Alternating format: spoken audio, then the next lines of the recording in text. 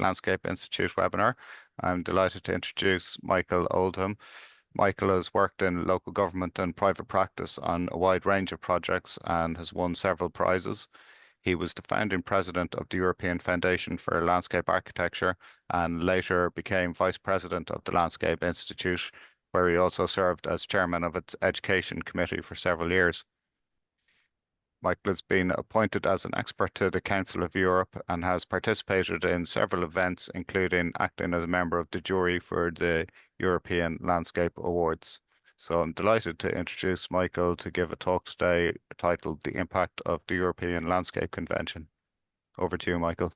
Thank you very much, Mark, and hello everybody. I hope you find this interesting. It's an area I find that few people know very much about what the Council of Europe actually does and how it differs, if you like, from the European Union.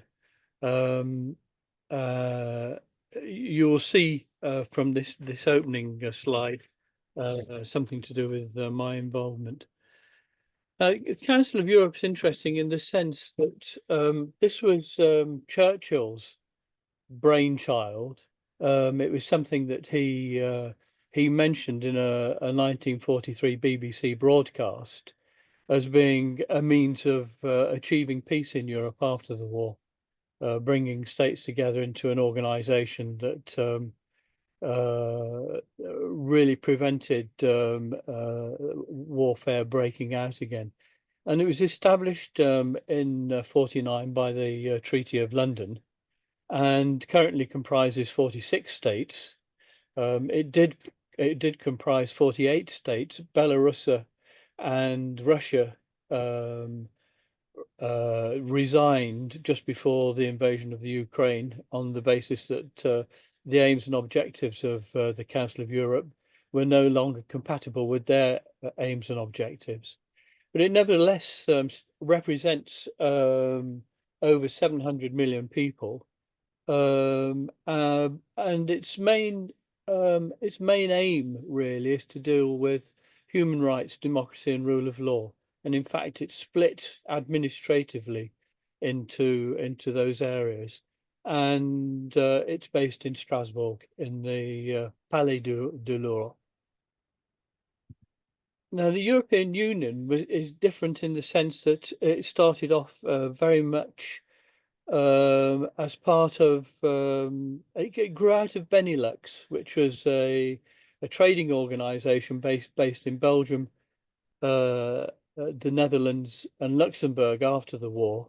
And also the European Steel and Coal Coalition, which was part of Benelux. In 1957, the Treaty of Rome established the EEC, and at that time represented, I think it was 6 or 7 countries.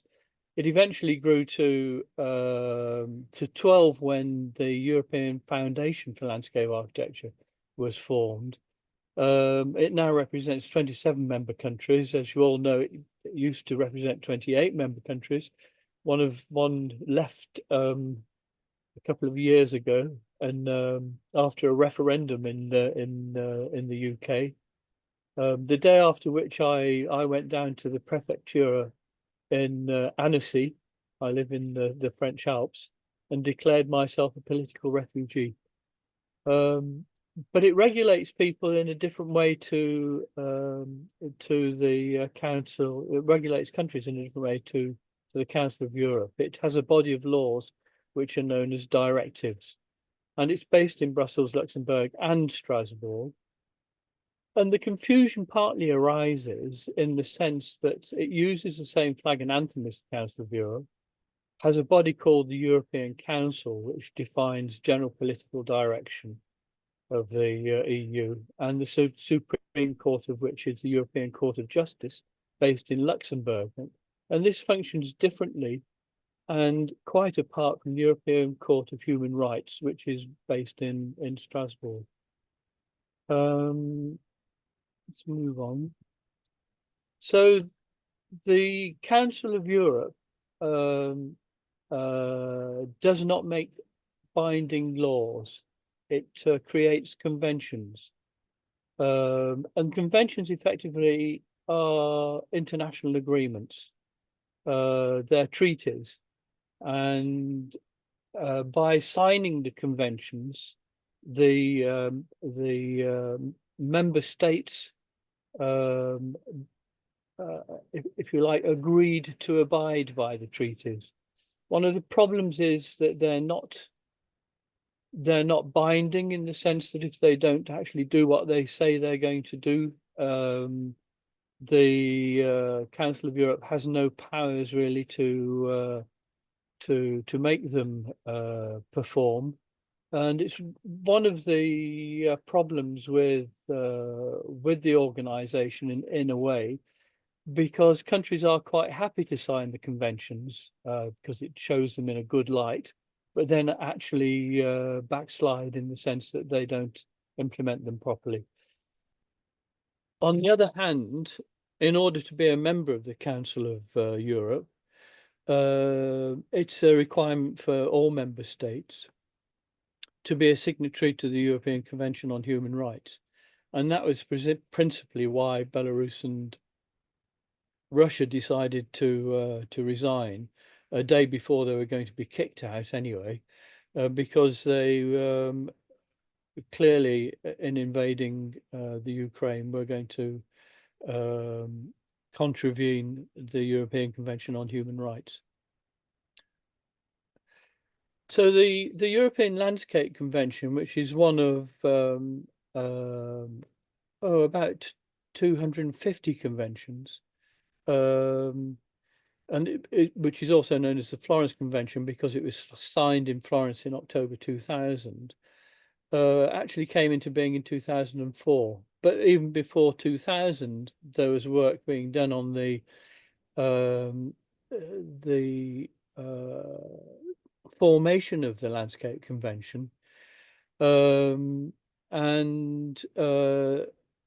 Maguelone Desjardins, who is the executive secretary for the Landscape Convention, when it came into being in 2004, in fact, spent 20 years as its executive secretary, and I'll come back to that in a moment. It was the first international treaty covering all aspects of landscape, and the definitions when they talk about landscape include all kinds of landscape. There is no, if you like, particular requirement that landscape should be beautiful or conceived, created. It's landscapes, including those which are degraded and derelict. And it's principally concerned with the protection, management and planning of all landscapes. It deals very lightly with the concept of design.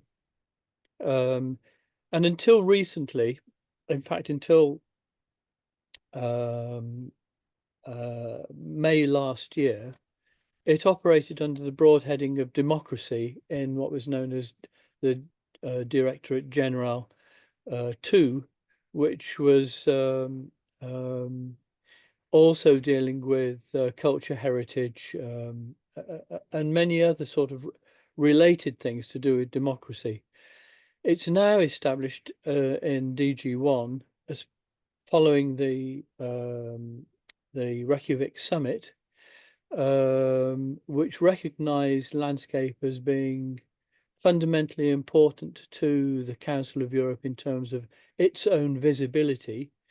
And in DG1, it forms part of the department dealing with human rights. At the moment, we don't know whether that's going to be good or bad. In a way, it gives it more gravitas. In a way, it takes it away from culture and heritage, and some people believe that that's perhaps a bad move because it's difficult to really deal with landscape without considerations of culture and heritage. But I'll come back to problems concerning how it operated in DG2 a little later. But it's worth making a note of the Reykjavik Declaration and Appendix 5, because that's really now the basis of how the Landscape Convention will operate. But it's known at the moment in DG1 as the Reykjavik process. And it's known as the process because it's not a completed change. Right. Wait a minute. Oh, I didn't know. So this particular PowerPoint presentation was originally conceived for a talk I gave in Greece 4 or 5 years ago, and I obviously added bits to it to make it more interesting. So let's have a look. Okay, so there you have the Bern Convention, which I'm sure that many of you know about, and the Landscape Convention, which are in DG1. So the structure is interesting insofar as the Landscape Convention was in DG2 and reported to a steering committee for culture, heritage and landscape. It's known as the CD-CPP because the CD-CPP are the initials of the French version of the committee, which deals with culture, patrimoine, and paysage. And this is the main committee to which all reports go, but it deals with many other things, and it deals with landscape, or it has dealt with landscape rather badly in the past. And that makes recommendations to the Council of the European Conference of Ministers responsible for regional spatial planning. And that for us is important in the sense that we have access through this process to ministerial departments in effectively 46 countries. Of course, the 46 countries include small countries like San Marino and Liechtenstein and the Vatican City. So some of the countries are, they make up the numbers rather than do much else. Right, so the Reykjavik summit in May 23, as I mentioned, was precipitated by the invasion of the Ukraine. But one of the problems that resulted from it was a loss of revenues. And when Magellan Desjardins, who was the executive secretary of the convention, retired in June, July of 23, actually that's wrong. It's the summit was in May 24, not 23. When she retired in 23, her post wasn't refilled, and the convention went into a kind of interregnum until the Reykjavik summit, when they reviewed, if you like, whether or not the convention should be continued. And it was interesting in the sense that it's it's the fourth summit in the whole history of the Council of Europe. But the declaration, Appendix 5, really reaffirmed the interest, if you like, that the European Council has in landscape, particularly in terms of its own visibility. And it mentioned the triple planetary crises of climate change, pollution, and what was I going to say? Oh yes, biodiversity as being important. And I think the importance was related largely to the fact that now something like 70% of Europe's population live in towns and cities. And the place where, if you like, investment in landscape and dealing with these crises would be seen as the where the Council of Europe was actually trying to help society would be probably in cities rather than anywhere else. So I'm not going to go through this stuff in detail, but I have sent a copy of the PowerPoint presentation to the Landscape Institute, so that if you wanted to obtain a copy as, for instance, a PDF, that would be possible.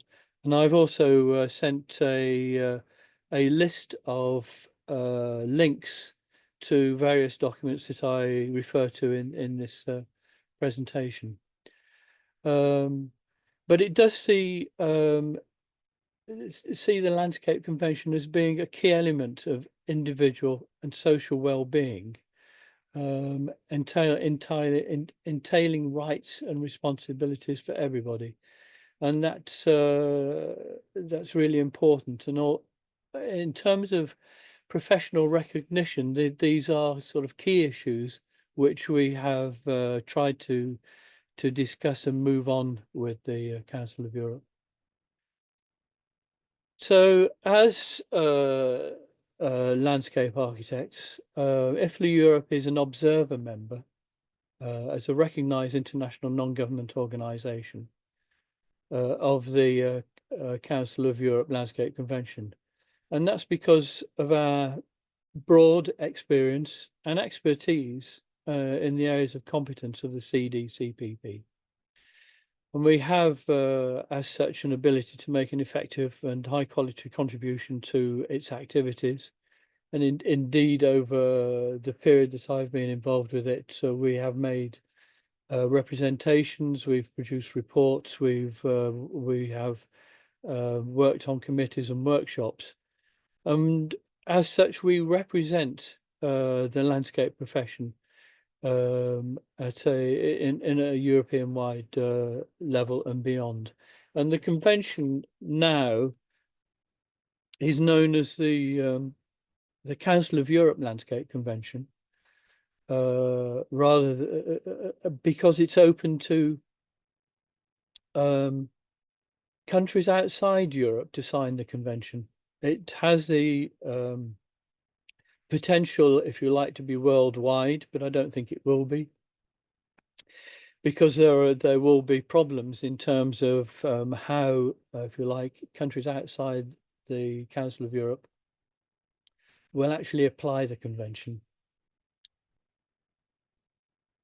So there are other observer members who we meet when we go to meetings of the Conference of the Landscape Convention and meetings of the CDCPP, and those which are closest to us include the European Council of Town Planners, the European Council of Landscape Architecture Schools, ECLAS, International Council of Monuments and Sites, Europa Nostra, with whom we have an international relationship in our work with the United Nations, and the European Culture Centre in Delphi.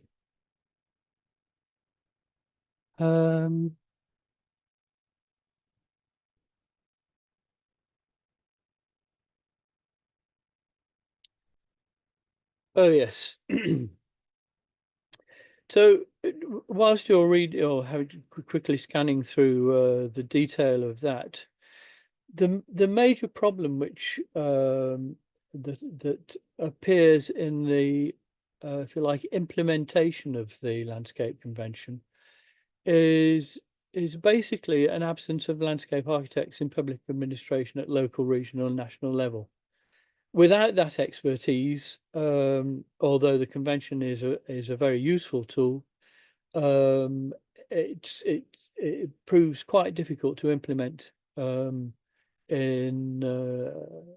government.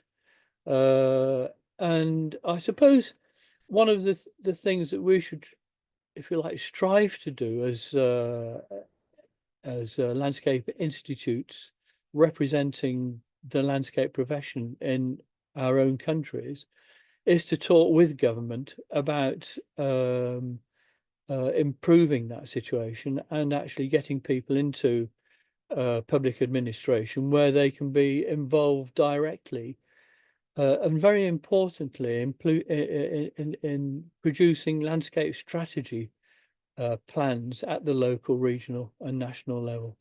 If we don't do that, we can be absolutely sure that nobody else will, and nobody else will commission it either.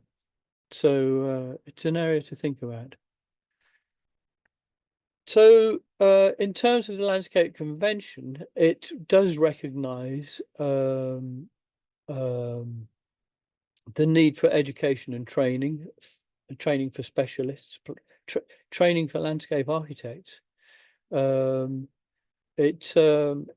The need for technical staff of local, regional, and national authorities. But as I say, this is a thing that happens in some countries. Germany's pretty good. UK is pretty good. Other countries have very little representation.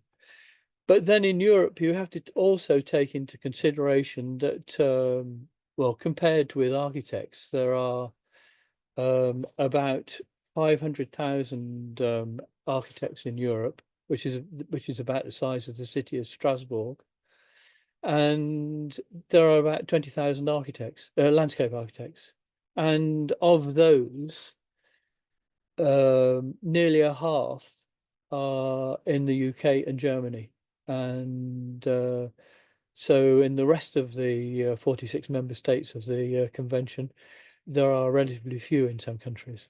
So it's still a very young profession in some countries, especially Eastern Europe.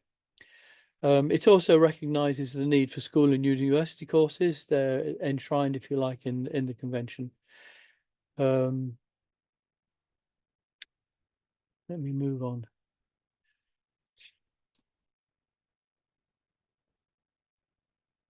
So let me talk about the European Landscape Convention Landscape Award.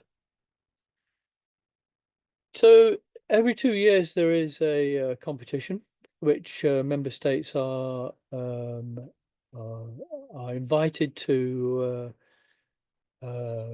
promote an individual scheme for a landscape award. This has been running since about 2006, 2007, and the criteria for this award are that the project should show sustainable territorial development, exemplary value, so much so that they are the kind of projects that would be really good examples for others to follow, that they should have been involved with a degree of public participation. I mean, democracy is really one of the central features of the Council of Europe.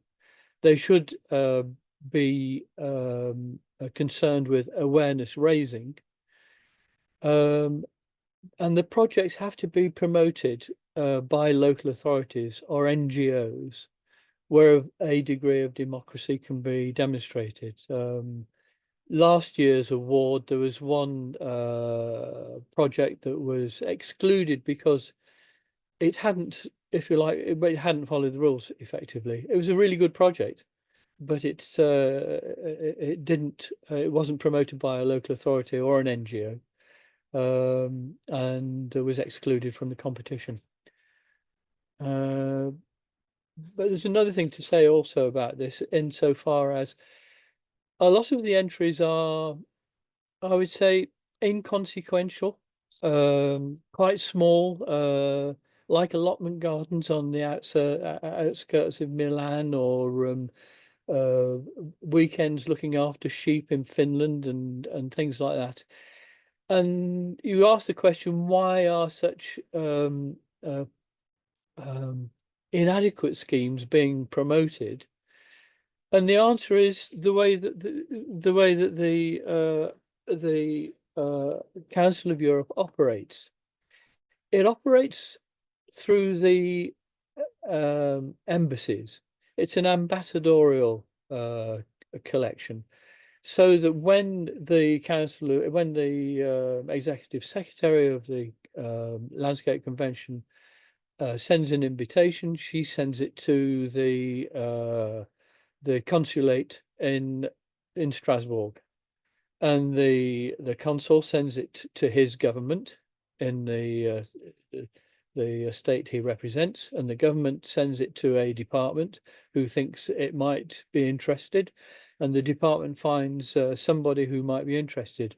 Now, the problem is the CDCPP, the Committee for Culture, Heritage and Landscape, is largely represented by people from government departments dealing with their archaeologists, their archivists, their librarians. They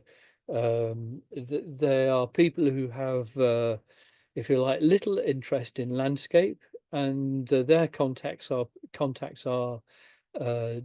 different people to those who you would normally expect to be au fait with what's actually going on the ground. And I mean, I can see every day on something like LinkedIn some fantastic landscape projects being carried out in Europe, but they never appear as projects, as contenders for the European Landscape Award. And that's a problem that I'm hoping that moving the Landscape Convention to DG1 and into human rights might change. So there you are. This is the 5th Landscape Award 2017. There were 13 applications from Andorra, Belgium, Czech Republic, Finland, France, Greece, Hungary, Italy, Latvia, Norway, Serbia, Slovakia, and Spain. And as I said, it's a very wide group of projects in which design plays a very small part. How are we doing for time? Am I doing all right? We're getting to nearly half an hour. Let me move on a bit more quickly. So the Landscape Award 2022-2024, effectively, it was in abeyance during this interregnum that I mentioned. I chaired the jury in April last year. It went to the details were provided for the conference of the Landscape Convention in October this year. The details were passed on to the CDCPP in November this year. They went to the Council of Ministers at the end of December, beginning of January, but they still haven't been published. And I can't tell you who was the winner until it's in the public domain, and that's frustrating as well. It's a process which is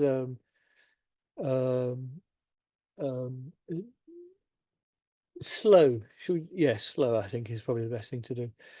So I've also been involved in producing a number of reports, one on the professional recognition of landscape architects, which went to the 10th Council of Europe Conference on the implementation of the European Landscape Convention. And in the paper that I sent to the institute this morning, there is a link to that paper.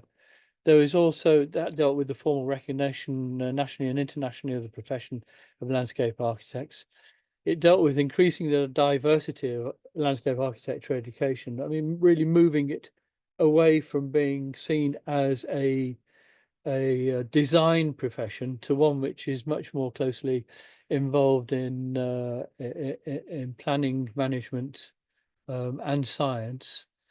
But the report also included the recommendation that finance designated for landscape work is used appropriately, as we know so often that in projects it ends up as a sort of secondary contingency fund. I also produced a report on urban landscapes and climate change, contribution of landscape architects to improve the quality of life. That was a PowerPoint presentation during COVID. I chaired a Council of Europe working party on the production of this report, Landscape and Health, which was presented to the CDCPP in November. And that is still not in the public domain.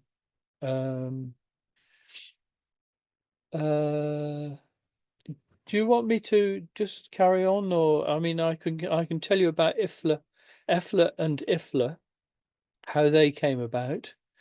Um, We might, Michael, open a few questions and discussions, and yeah, I'm sure we'll cover these things in that. I don't want to go on interminably. yeah. I have a question there. Anyone who wants can put a question into the chat there that they want answered. So Avinash has come in with a question, but I'm gonna ask my own questions first, and hopefully some of them will answer. Avinash is on the way, and then I'll put it to you. So I wanted to ask you about policing, I suppose, the implementation of the Florence Agreement. I think you mentioned that it's legally binding, and does the convention have any teeth in regards to the implementation? The simple answer to that is the conventions aren't legally binding. They're agreements. Basically, it's a treaty. Okay. Countries sign the treaty. They say that they will adopt the convention, Mm, and they adopt the convention to a degree. And the Council of Europe doesn't have any teeth in terms of um, unless it contradicts human rights, in which case there is the European Court of Human Rights, where, in fact, something like 50% of the Council of Europe's budget deals with human rights. It's a huge part of its operation. So, just give you some context, Irish context. We do have a national landscape strategy which covers the period up to this year, which was drafted specifically in response to the convention, um, and landscape architects were involved in the drafting of it. But I mean, uh, I suppose a number of individuals have been working quite hard on this for a number of years, in trying to get it implemented, and it's been, to say somewhat piecemeal would probably be uh, giving it more credit than it's due. So to that end, there were questions put in the Dáil, which is our national parliament here, in the spring of this year, and the response from the minister was essentially that other processes will supplant the national landscape strategy. So it would seem that the previous government, which would be largely the same as the incoming government's proposal, is not to have a landscape strategy per se as a standalone, and they refer to the Biodiversity Action Plan and the Nature Restoration Law in particular as replacing it, and then as well as that, um, implementing local character assessments. Yeah. So I was wondering what would you think of that approach is one question, and the second question is when does the, if you know, the nature restoration law come, I suppose it comes into effect? So there are two different things here. There is the Berne Convention, which deals with particularly with nature. But the EU has the restoration law that you're talking about is a directive from the EU. And the EU is not really an organization that I deal with specifically.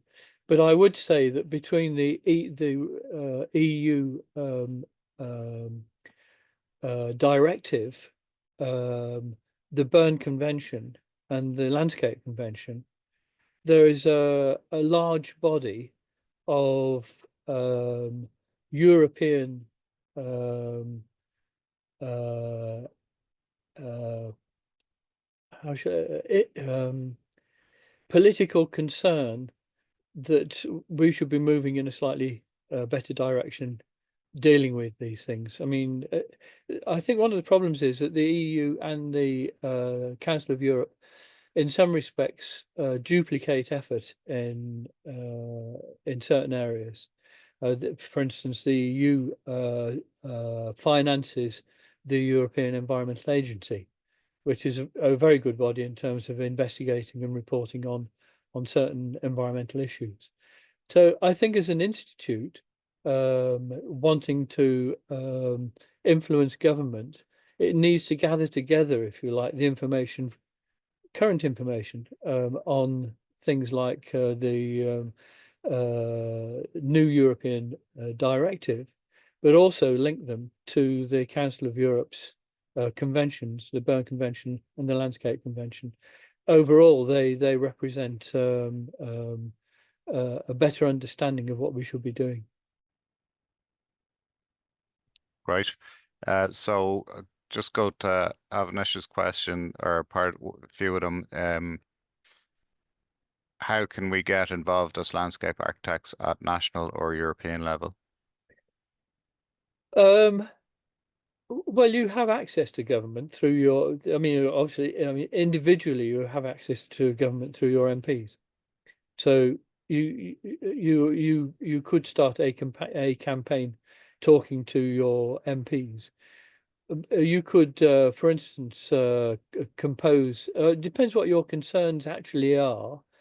It may be that the government is putting together something which is more comprehensive, but your issue would be that in putting together something which is going to deal with, say, nature conservation and biodiversity, that it's ignoring, if you like, the key medium in which all this happens, which is landscape.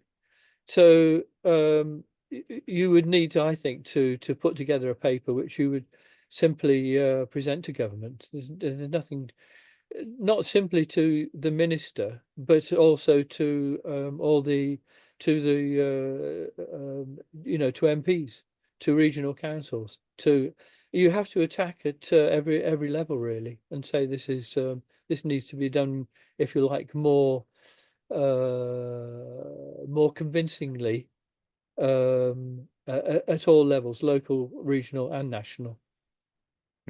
Okay, thanks. Then Avnish is also asking questions which are really for our own Irish Landscape Institute regarding what our work is. So just again to reiterate that we have a current national landscape strategy, but we haven't engaged in looking for follow-up, except I think particularly Terry O'Regan has got those questions asked in Parliament, and essentially the answer coming back was that they aren't.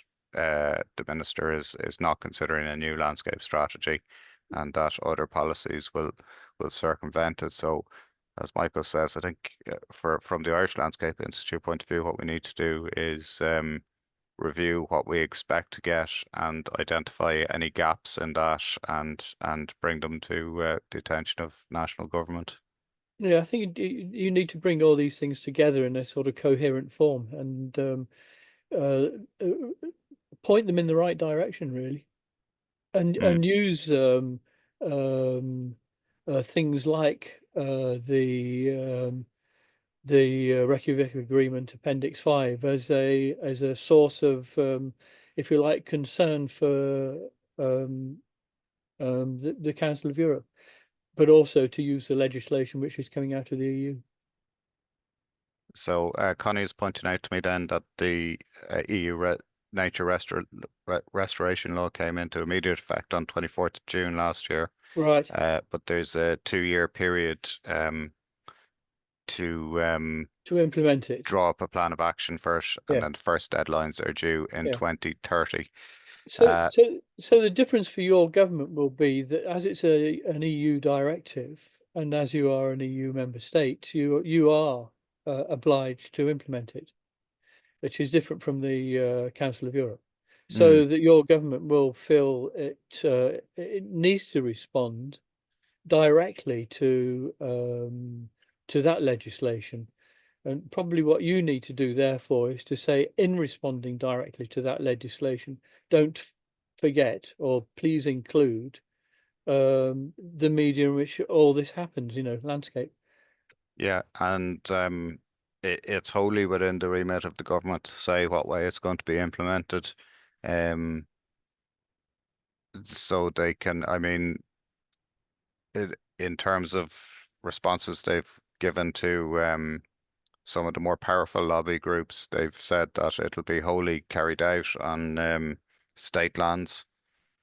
So, for example, if that rhetoric was to be followed, would be unlikely to see anything happening in an urban context that they would say relates to their commitments or their obligations under the nature restoration law. So that's maybe something we need to look at. Well, I would have thought so, because in terms of democracy, I mean, you would expect some kind of consultation. I mean, you might even ask your government, will there be consultation on the proposed legislation? Yeah, And how will that consultation take place? Would it be an inquiry? Would they consult with specialist groups, et cetera, et cetera? I mean, when I remember in the UK in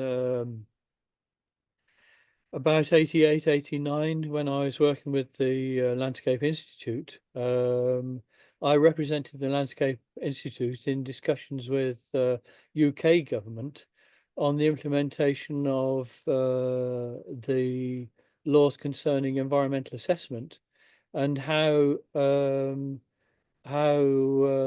those if you like directive will be implemented in terms of planning and highway law. So at the end of the day, the government will, if you like, respond to the EU, but it still has to enact legislation, and how it does that, enacts that legislation, is probably critical. yeah. So just to everyone on the call, Anna's adjusted the settings. So if you want to unmute yourselves and ask a question, feel free. I think you've probably included basically, Michael, any relevant links. So, for etc., I portals have. to I sent them to you Hazel. today, and I think you can Okay. just circulate them, and people can click on the links probably to Yeah, get to the relevant documents. we'll publish them on the website. Yeah. So that's super. Thanks very much for that. So just in terms of IFLA, I suppose, as a IFLA, to my mind, kind of mirrors the EU. Our relationship to IFLA is very similar to our national relationship to the EU in that it allows us economy of scale. In It, it we're a small profession in a small country, yeah. so our resources for doing things are quite limited, and by leveraging what other national organisations are doing through IFLA, it's a very efficient It forum is. for us. Well, IFLA Europe has, if you like, two different groups. One group that that is more concerned with the EU, and another group which is more concerned with the Council of Europe. But under the Professional Practice Committee, there is a commonality where we can bring together, if you like, ideas and um, projects that will affect both. When EFLA was set up in '89, it reflected the 12 countries which were members of the EU at that time, and the objective of the European Foundation was to harmonise education and practice in what was then the EEC, and to obtain international professional recognition. It didn't happen I mean, I had a question asked in the European Parliament about the recognition of the profession, because by then they had given up really with professional directives. It took the architects 20 years to come to an agreement, and they said, no, we're not going down this path anymore. We're going to, if you like, create this general directive of which is the one noted there, 89/48, on higher education. And so the ability that we might have had earlier to become a regulated profession was lost. Nevertheless, now in Europe, there are, I think, 10 countries where the profession is regulated. There is a question whether or not we can have that extended with the EU to have the profession recognised, if you like, in terms of qualifications in every country. But it's never as simple as that, because whilst the EU might say, okay, fine, we recognise, if you like, the landscape profession in the same way that it does doctors and dentists and ski instructors, it's still a matter for the professional bodies representing landscape architects in their countries to talk to government about recognising their profession as a regulated profession. Because it's neither in the gift of the Council of Europe nor the European Union to simply recognise a profession. It still depends on a dialogue between your institute and your government as to how they're going to recognise the profession. It won't just happen. But I would at the moment IFLA is working on a paper which is a path towards recognition, and that may give some clues actually, which is the best way of approaching it, and it'll be different in different countries. There is no one way. Yeah, that'd be very useful in our case anyway. Yes. Well, I'm hoping that will be produced fairly soon, and there are planned 3 webinars with IFLA on the recognition of the profession over the next sort of 6 months or so. Great stuff. Does anyone else want to come in with a question for Michael? No. Okay. Well, Michael, I think we'll leave it there then. Thanks very much for taking the time to enlighten us there. I think you've cleared up, certainly from my point of view, a lot of the mystery around. Took me a few years.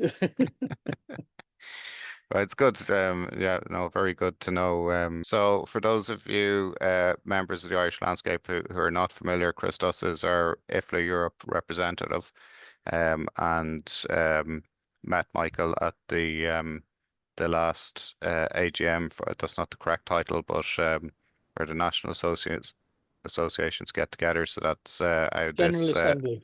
General Assembly. So that's Yeah. how this. It was, and thanks very much. It was great pleasure at that assembly to meet Michael.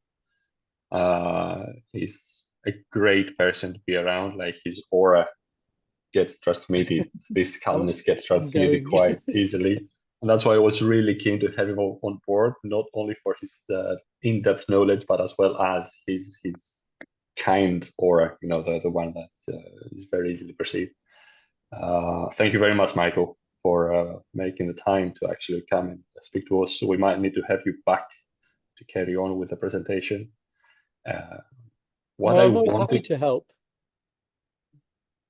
That's music to our ears. I would just like to answer to Avanish.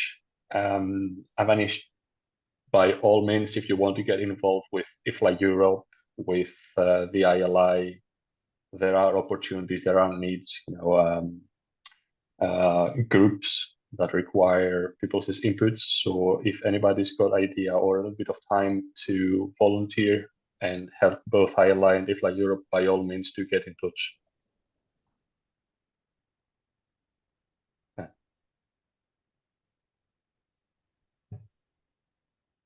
Okay, so I've put up on the screen a website. This is the publicity bit. So if you care to have a look at the website, you'll see there are 10 geopolitical novels that I've written, artworks, jewelry, all sorts of things. Enjoy.